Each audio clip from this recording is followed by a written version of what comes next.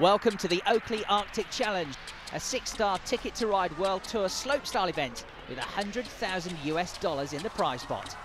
The course starts with a multi-option rail. And that's followed by a cannon rail or a flat box.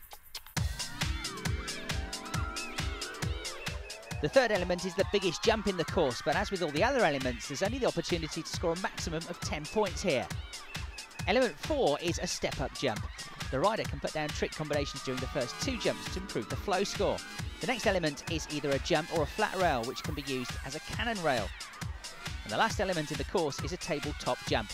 The kicker's height is the same as the knuckle on top of the landing. Here we see Guldemond of the US, a true athlete among snowboarders. He was outside the finals last year at the Oakley Arctic Challenge, but has been on the slopestyle podium several times this season. Still riding switch, he goes up into the cannon rail and exits with a nice switch method air.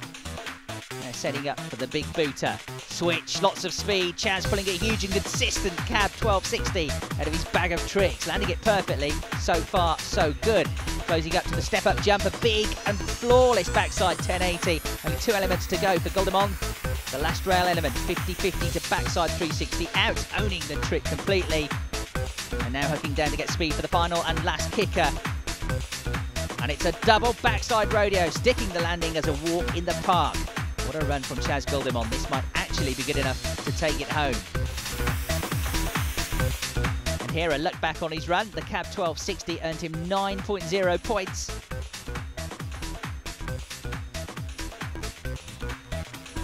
His backside 1080 scored 9.5. And you can see why.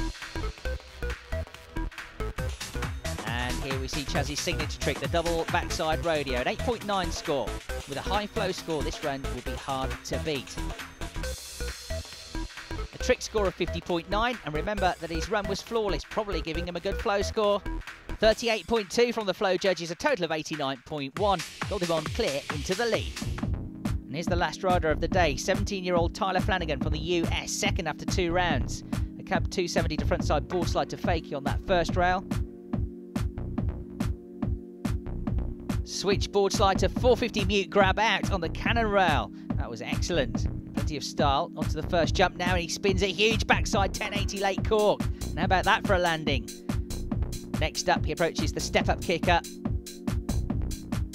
Plenty of speed, and he pulls a perfect frontside 1080, looking to get paid by the judges.